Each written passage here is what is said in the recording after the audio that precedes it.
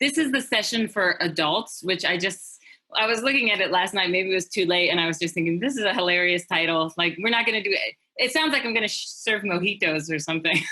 This is session 2 for adults. It's kind of a false distinction. I think a lot of the things that I'm sharing today will also be relevant if you're creating groups for kids.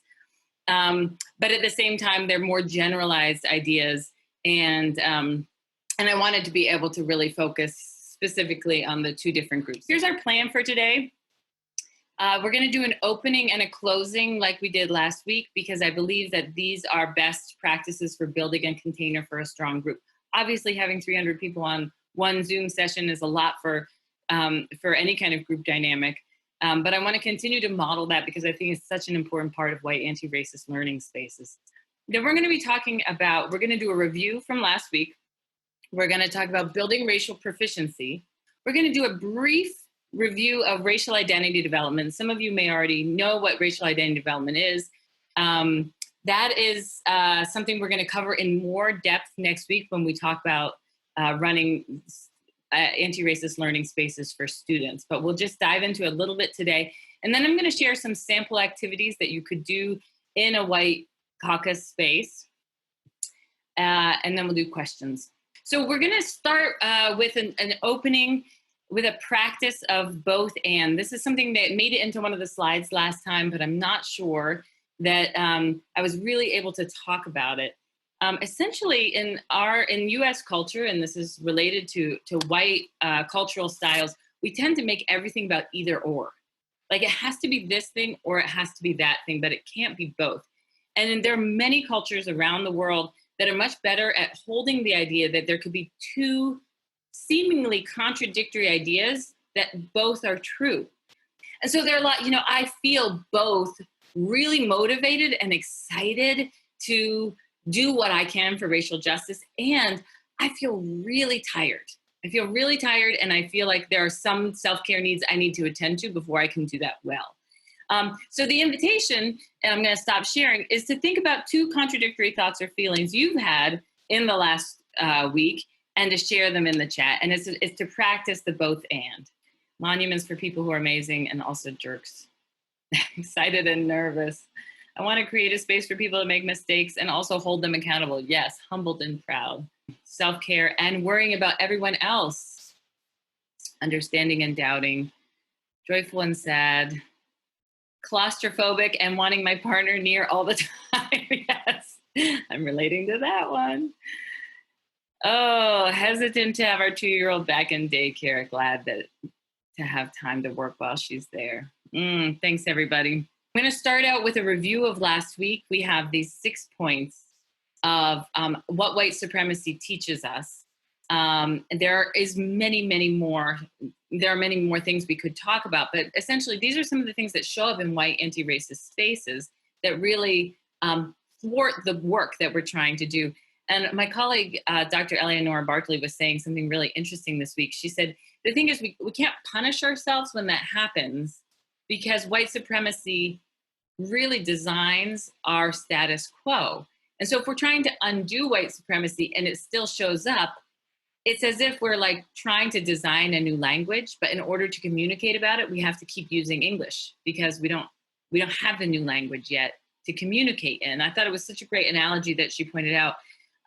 So we don't need to like be overly punishing of ourselves when this happens, but we do need to note it and see it, because it really is one of the ways in which we can get in our own way of trying to do the racial justice work that we're trying to do in white anti-racist learning spaces. So the first myth is that we should be colorblind. And this can show up in lots of ways, most notably like not talking, like getting together to talk about race and anti-racism and then not doing it, just getting off topic, talking about something else, talking about something that seems really important, like homophobia, but in a way that really takes us away from the race conversation because maybe it feels harder. In some places, it's not harder than talking about homophobia. So being colorblind is one myth. Again, these are all myths that we can and should be perfect. So confronting this myth means applauding each other for trying, applauding each other for not doing it perfectly, and then continuing to make it part of the norm of the group that we process how we could do things better. The third one, that we should compete with each other. you know, as if like if I call you a racist, then I get the point. I'm the anti-racist who didn't collude with you, who didn't collude with your racism, and I'm better than you, obviously, because I know how to be anti-racist, and you're just, the racist. I feel like this is how so many anti-race, so many interventions happen, rather than thinking this is a big struggle, 500 years old. I'm on this path, and my work is to get as many other white people onto this path as possible. And I can do that by inviting them on, by reaching out to them, by connecting to them, and also by saying, look, the racism you have is not different from the racism I have in me.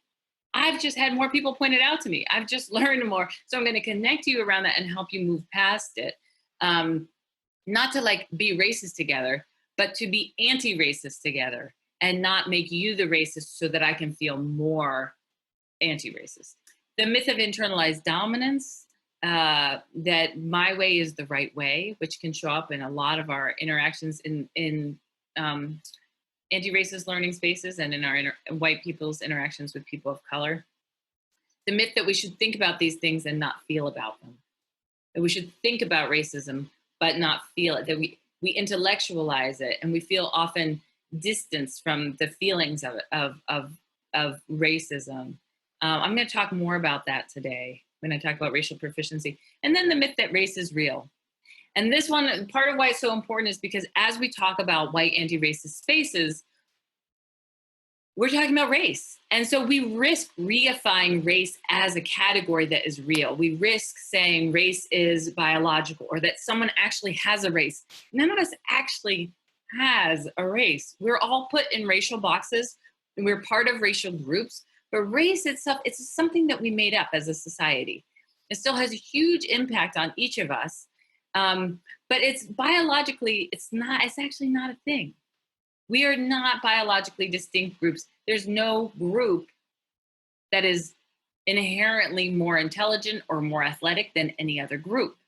And so continuing to see race as a social construction is part of an anti-racist approach to talking about race, because part of a white supremacist belief is that we are distinct races that in which white people are inherently superior. This is a myth that obviously we have to continue to face. So these are the 6 myths that I want us to just keep in mind as we continue to move forward. And now the bulk of today, we're going to be talking about racial proficiency and humility. This comes from essentially multicultural counseling, which has a framework for building multicultural competencies among counselors who we're training. And we say that competency or proficiency is comprised of 4 things: knowledge, self-awareness, skills, and action. And so we're going to talk about those 4 things and how you can foster each of those in a white anti-racist space. I think that sometimes what makes book groups just another book group where it feels like we're not moving the needle is when it's knowledge development. So we read The Warmth of Other Suns by Isabel Wilkerson, one of the best books I've ever read. And by the end of it, I have more knowledge. But how am I? But I need to be able to shift on those other 3 measures as well. So one of the things I love about talking about proficiency is that it helps me recognize that we're talking about something that can be learned. So if I want to teach math, I can take classes, I could get a graduate degree, I can get good at knowing the pedagogical content knowledge I need to teach math. I can also get good. I can build my racial proficiency. I'm not disqualified because I was born into the white racial group or because I was born in the suburbs of Pittsburgh. At the same time, a lot of scholars are currently saying, proficiency is actually not the end. So it kind of takes this whole amateur, skilled, expert, master picture and turns it on its head, because they say proficiency, once you're proficient, you're actually, enough about race and racism to realize you can't know everything until you know individuals and until you know how race impacts their lives. And like racism is something that's constantly changing with the times. It's like a virus. It does change over time. And so what you really need when you're racially proficient is humility. humility to know there's always more to learn. There's always more steps on your path to take as you go forward. That once you reach humility, once you reach master, the next step is humble learner. that it just keeps going, and that humility is actually what we're reaching for. So I frame this in terms of proficiency because it helps me realize it's a skills-based objective that I'm working towards, and also humility is part of proficiency, or it's the next step beyond proficiency. So the next few sections are going to be looking at knowledge, looking at self-awareness, then skills, then action. These 4 pieces of building racial proficiency. Knowledge is, what we mostly do in book groups when we're getting together to read something or learn together. So there are lots of options for how to do this. I suggest maybe going to a workshop or a conference with your white anti-racist learning group and getting together, say like a couple times during this workshop or this conference, we're going to get together. We're going to spend this evening together. And we're going to talk about what we're learning. We're going to share. We're going to support one another. I encourage you not to only look at books about people of color, but also look at books that help you talk about and see whiteness.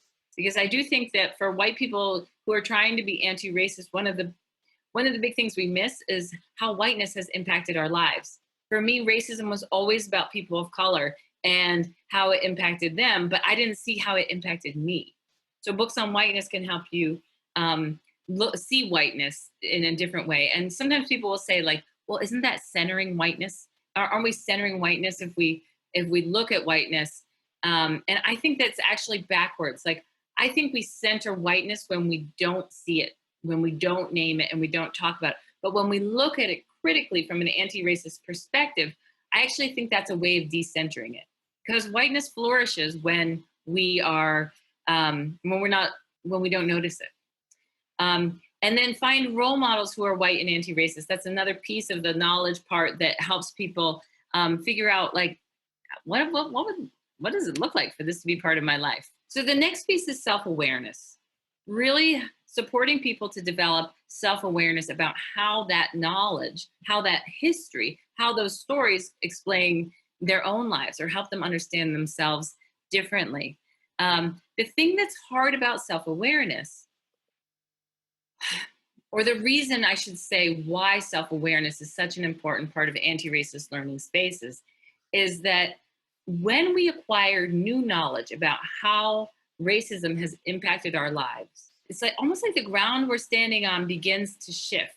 So when I was growing up, I just thought, as long as you work hard, you get ahead. And I shouldn't see race. It's rude to see race. I shouldn't talk about it.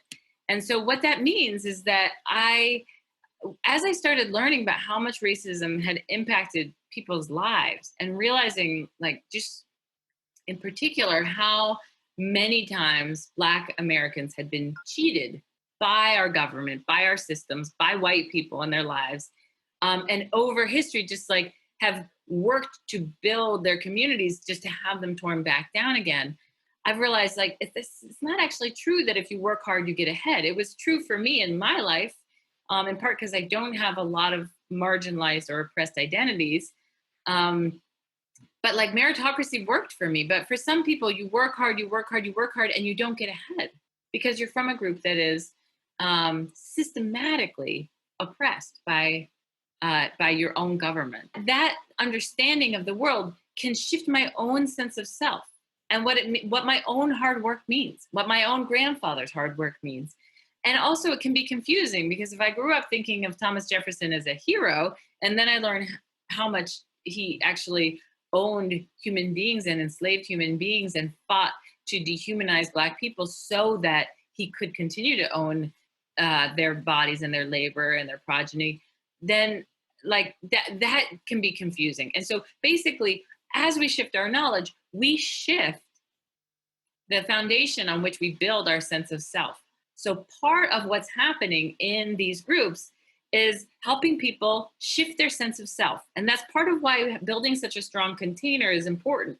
Because I need to know this is a group of people that's not going to just shame me or kick me out for getting one thing wrong, but that's going to help me process this stuff that's actually pretty deep stuff. Part of self-awareness building is looking at our own bias, our own implicit attitudes, And so having people take the implicit attitudes test at Harvard, Harvard's website, and processing together, like, yeah, we have bias. I have bias. I don't know how I couldn't, growing up in a community that was almost all white for most of my life.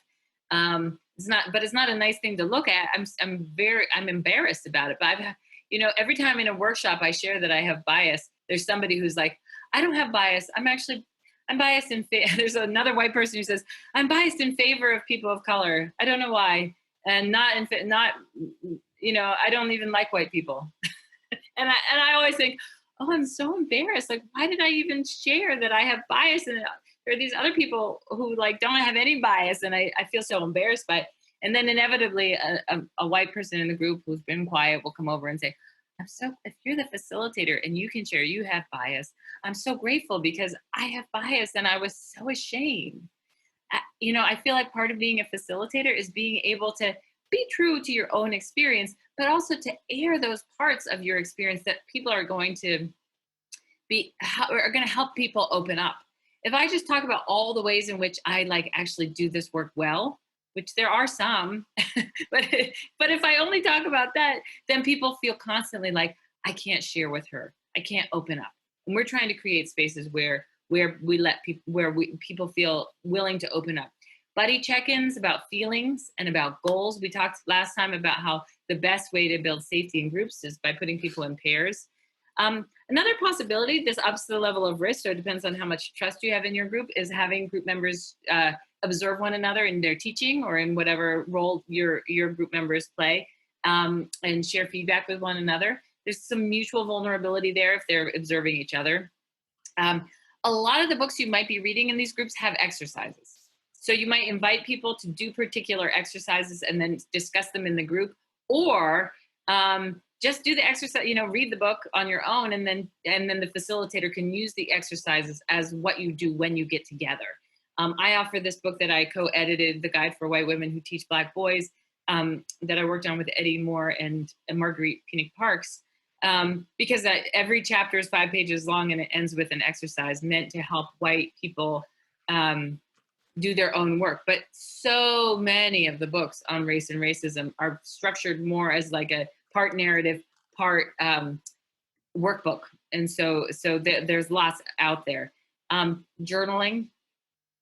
For every individual to do ongoing journaling. Journaling is part of how you start to get in touch with all of the things that come up for you in terms of shifting your knowledge base, shifting the way you see yourself, and then to regularly revisit the white racial identity development framework. We're going to talk about that framework. This is a framework that helps people think about where they are in their own identity development. And in terms of self-awareness, it can be useful to go back again and again to this framework.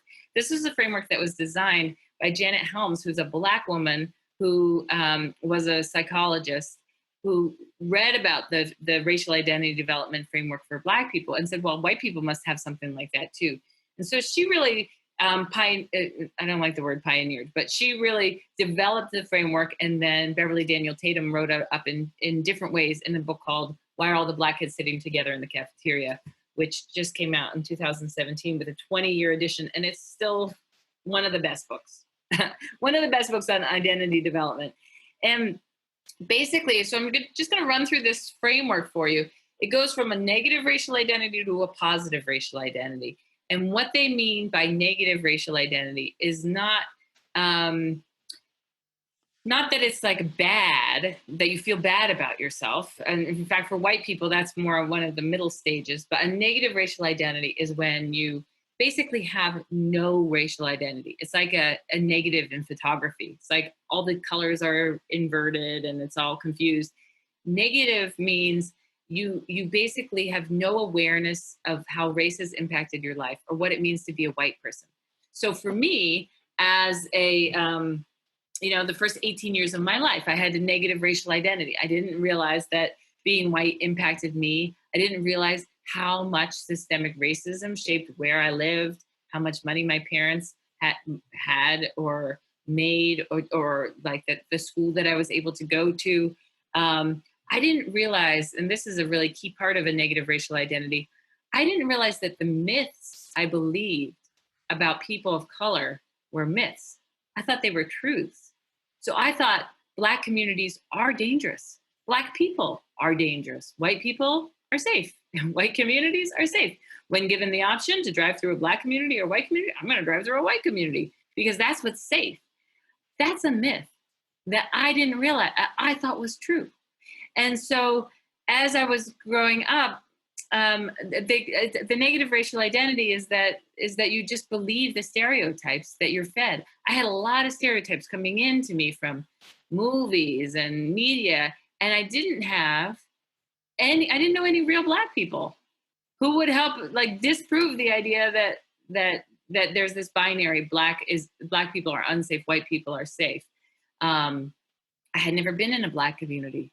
What did I know about how many people in Black communities are going to school, going to work? So a negative racial identity is essentially believing the racist mythology and not questioning. A positive racial identity is the opposite. It's a conscious awareness that race and racism have impacted your life, and that as a white person, you have responsibility for doing something about racism because you are just as implicated in this racial structure that we have in the US as any other person. And that you have racial privilege that comes from this system, and that you can use that privilege to work to make change. So a positive racial identity is like beyond the guilt, beyond the shame. And it's like, I know I am who I am. I can't change it. I'm not going to change what it means to be white. I can't stop being white. Everywhere I go, people are going to see me as white, but I can use my whiteness to do something about racism. So, this is set up almost like a ladder. Like you start with a negative and then you move to a positive racial identity. And it's not like that. In fact, Janet Helm said it's much more like, not stages, not developmental stages, but more like she calls them statuses. And you're kind of in each status at all times to different degrees. But I offer this picture of chutes and ladders because I think of it a lot like that. Like sometimes you're like climbing up the ladder and you're on your path, and then you slip on a banana peel and you slide down the ramp, or you fall off your bike, or whatever happens. Racial identity development is not so linear. But essentially, as you move through these stages, which we'll talk about next week, you go through different stages of like disintegration, which is where you get new knowledge of how the world works, and your worldview starts to disintegrate. I thought the world was fair. If you worked hard, you get ahead. And then that mythology that you believed in starts to disintegrate. And sometimes that is really painful, and you start to want to reintegrate. You start to want to put the world back together the way it was and say, you know what, I don't think there's racism. There's no such thing as racism. If people of color are having a hard time, it's because they are lazy.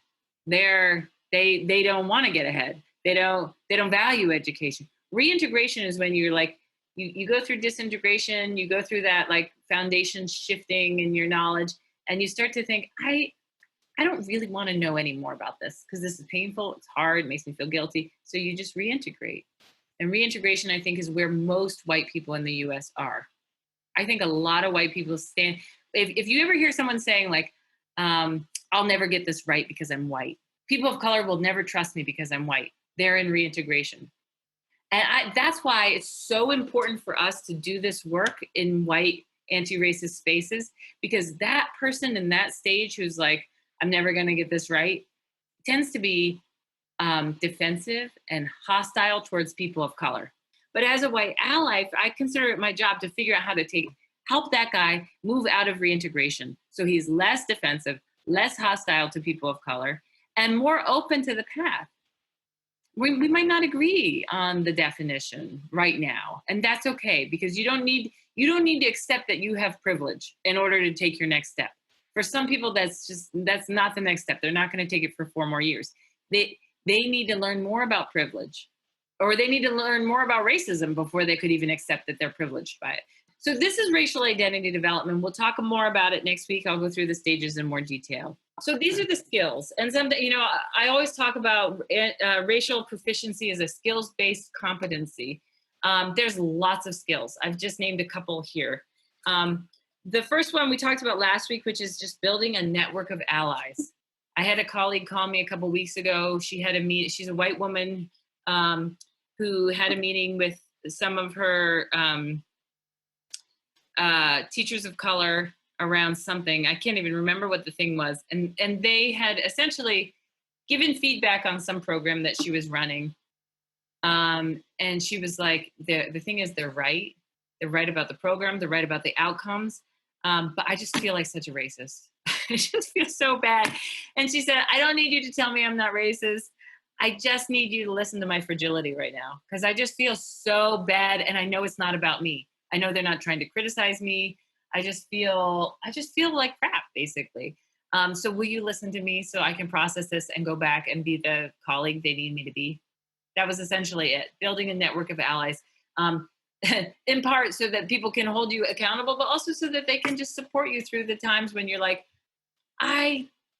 this is not, my intention is not matching my impact, and it makes me feel bad. And the people of color in my life don't need to hear that. So I'm going to talk about that. Support, confront. We talked about this a little bit last week. Supporting the person and confronting the comment.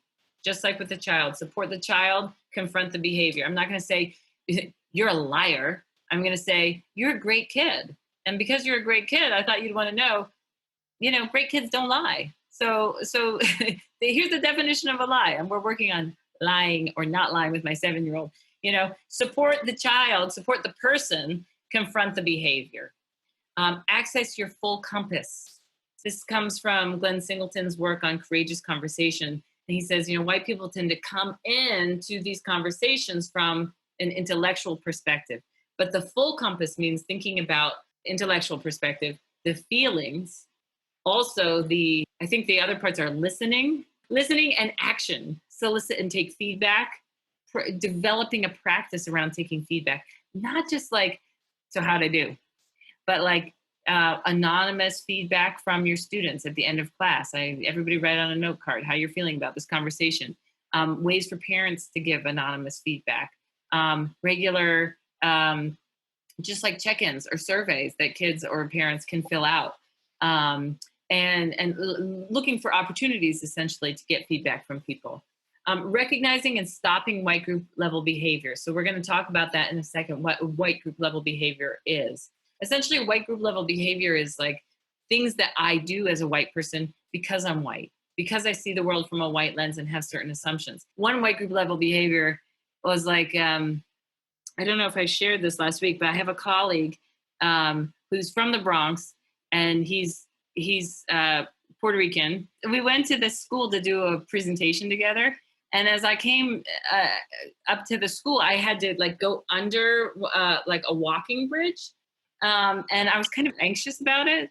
And as I was like halfway through this like underground bridge, it was a really rainy day. This is in New York City. I saw a police car, and I was just like, oh, thank God. I'm so glad that there's a police car there, because I knew I was safe. My friend Carlos comes, and he drives down from the Bronx to get to the school. So he has to parallel park next to the police car. He gets out and he comes up to me and he's like, oh my God, I'm sweating. I can't believe I had to parallel park next to a patrol car. I can't believe, like, I'm so freaked out. Why is that guy even here? And I said, it's funny because like I felt safe when I saw that car. And he's like, of course you did. You spent your whole life thinking police are here to protect you, And I was thinking, of course you didn't feel safe because you've spent your whole life having interactions with police that indicate otherwise. A white group level behavior, I mean, that's just one of so many. A white group level behavior is like assuming that a street is safe because police are there, or that a place is safer because police are there, instead of feeling less safe. The last skill is to support in and dump out. And this is a skill that if you just Google that phrase, there are a lot of articles on grief and how, if I have a friend whose husband died of cancer, and say she's a woman and her husband died of cancer, and and I'm really sad that her husband died, I'm not going to tell her how sad I am, because however sad I am, she's probably more sad. Or whatever's going on for her, she needs my support. But I also need support because I'm sad. So I need to support my friend, but dump out. So I'm gonna find somebody else who's less close to the situation who can support me. Maybe I'll call my sister. She didn't know him, but she's gonna be able to listen to me and support me in my own grief. So when we're thinking about racism, the other day I was talking to a friend, and she's white, and her three children are multiracial. And we were just talking about, we always talk about race and how we raise our kids, but it was right after George Floyd died. And I wanted to just talk about how hard it was to figure out what to say to my kids. And I started to talk, and then I thought, wait a second, like this is a support in dump out situation. She is so much closer. She has a 16-year-old son who's Black. So I need to support her and not be like, oh my God, it's so hard to figure out how to talk to my 9-year-old white daughter about George Floyd. It's just, I'm further away from the grief center than she is. So I needed in that moment just to stop and support her, and then to call somebody else to dump out in terms of my own feelings. The fourth component of racial proficiency is action. Knowledge, self-awareness, skills, and then action. So for white people, self-awareness is a form of action. And I want to say that from the beginning, because this is a quote from my colleague, Dr. Frederick Bryant, one of the co-founders of the Race Institute. And he says, white people find out that there's racism and they want to like stop it immediately, which I think is a good impulse, but it's kind of like, wait a second, there's racism? This is not acceptable. I have to do something about this. And it's like, it comes from this place of privilege. Like when I find out something's wrong, I'm going to change it. I'm going to do something about it. And as a white person, like sometimes that works, like I find out that, I don't know, good example, but like I do a lot of advocacy in the world that people listen to. But the thing about racism is it's like people of color have been working to change racism for 500 years, and it's not going to change just because I found out about it. But sometimes I'm like, oh, I can stop, I can do something. And like my desire to just like shape the way anti-racist action happens because I think I know the right way is shaped by my internalized dominance, my sense that my way is the right way. People of color must be doing it wrong. And so for this one, Frederick said, white people need to just stop and like develop some self-awareness of what it means to be white first. Do that first and then take action. So my ideas for action are primarily to lean in and take leadership from people of color. So both listen for leadership of people of color and to lean in proactively and do what you can do. So to not always be like, I'm going to wait until people of color tell me what to do. Think about, again, like my friend, if my friend's partner dies, I'm not going to be like, all right, tell me what I can do. Tell me what you need. Like maybe more likely it's going to be helpful if I just make a meal or, offer to do some driving for them or, what, like I can probably think of things to do. I'm not going to put it all on them to tell me what to do. So that's another both and, to both lean in proactively and take leadership from people of color. Begin by creating a draft. We talked about this last time. If I have a draft, then I can improve upon the draft. If I put a rough draft out into the world, I can get feedback on it. I can make it better. I think everything I've ever done from an anti-racist perspective has started by saying, this is imperfect. I'm going to launch it anyway. And even these workshops and get feedback on them. If I think I have to get it perfect, I'm never going to start. So the do the wrong thing is similar. My friend Eleonora, we were debating something racist was said on a subway car. This was in New York City, but back when I was like 26. And we were debating whether or not I should have said something. We were talking about like, what would the risk have been to me? How would the person of color in the situation have felt less alone if I had said something? Was I trying to just be like the white anti-racist superhero? Or was I actually trying to help people feel safer? And then if I was going to say something, what could I have said? What could I have said to just stop the situation and make it feel safer and not make there be bigger retribution towards the person of color who is already the target of racism? So I think in this situation, I actually didn't say anything. And we were like debating what I should have done. And what we came up with was like, there was no right answer. Like, in the end, I did nothing, which was also the wrong thing. So the answer, so our solution was do the wrong thing, do something. It's a draft, and check in with the person, help that person. Maybe I think what we've settled on that I should have done was just gone over to the person of color and say, "Hey, do you need anything? Can I support you?" Something like that, which is like an anti-bullying technique. But ultimately, take action, and maybe it will be wrong. But you could debate. You could probably find wrong things about every single thing that you think about doing. And doing nothing is also wrong. So it was like, it was like at the reverse of the Nike slogan. It's like, just do the wrong thing. Use the white anti-racist space to begin practicing responses, not just to debate what you would do, but to actually practice it. Okay, you be the guy on the subway. You be the person who is being racist. I'm going to be me. I'm going to practice responding. We're going to do different things. You can do that in a role play or a role tag. Actually, I mean, when you think about like the folks who did nonviolent resistance in the South during the civil rights movement, they didn't just like show up and sit on stools in the diners and have people dump mustard on them and just sit there. Like, people were assaulting them violently, sometimes with mustard, sometimes with batons. And your automatic reaction as any human being would be to like fight back, to self-defend. And it took work. It took practice for people to sit there and let that happen and be nonviolent, because that was the strategy. And so there's no reason to assume if a student says something racist in the hallway that you as the teacher should like automatically know what you should say to them. You can take it back to your group and brainstorm, role play, practice the thing that you're trying to do.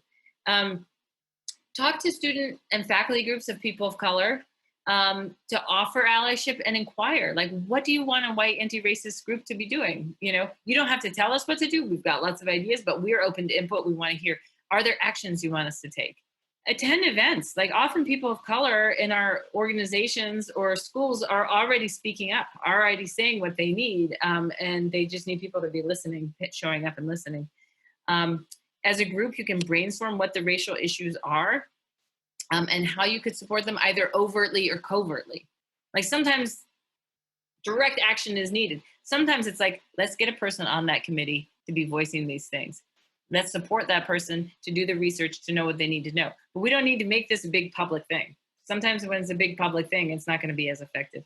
And then be an accountable relationship with people of color. Again, we talked about that last time, to make sure that you're not taking actions that are ultimately going to hurt people of color in your institution more. It might be the right thing to do, but it also might mean there's going to be a lot of backlash. And often the backlash is towards people of color, not towards the white person taking action. These are white group level behaviors. And these are behaviors that white people tend to engage in because we're white. And because being white means that we get positioned in a particular way in our society. The way that this worksheet was developed was by interviewing different people of color from different racial groups and different class backgrounds, different identity groups, about like, what are some of the common things that white people do that can be oppressive. And these are things that are not like, it's just, like, I grew up thinking like, well, racist people are people who like use the N-word, or say like, you can't come in the front door. But what about like just ways white people behave because we're totally oblivious to our positioning and our privilege? And so the way that I would use this, which is in your handouts, is to invite people to read through it and think about which of these are things that you have done. The goal is for each of us for each white person to recognize how we have been commonly socialized as white people. So, and to relate into one another, to really practice building that network of allies and support. That it's not like, oh, you did that racist thing. Oh, that like there's something wrong with you, but like, oh, I can relate to that because I did that too. I don't share these things because I'm proud of it, but like, we can't have all this racist stuff happening to people of color And then all the white people are like, oh, but I'm never racist. Like, because it just isn't like, well, then who is? Like, but it's like that idea from Eduardo Bonilla Silva, like racism without racist. Well, who is racist if it's not me? And so I'm just going to share two things. One is on the second page, equating one's experience with a person of color, thinking we're all the same across race, disregarding power and ranking differences at the societal level. The way I did this one recently was I was talking to a Black colleague about, especially at the beginning of coronavirus, but it was a couple weeks in, and we had already started to notice the ways that coronavirus actually impacts Black and Latino people at 2 to 3 times the rate at which it impacts white people. And I knew this, but she was just talking about her anxiety around coronavirus, and I said, I mean, I feel so stressed out about it, but to be honest, like the one thing that comforts me is that like we're all in this together. There's nothing that impacts me that's not impacting you. And she was just kind of like, okay. But then later in the conversation, I realized like that's actually not true. She and members of her family are at much higher risk than I am and members of my family. And it's just like, it's just not helpful for me to create this false equivalency. The other one is consistently questioning the competence of a person of color, subtly or not so subtly. That's something that I used to do to my colleague, Dr. Frederick Bryant, whose quote I shared earlier. Because Frederick died a couple years ago. But he did things like really slowly and intentionally and was really in touch with the feelings of the group.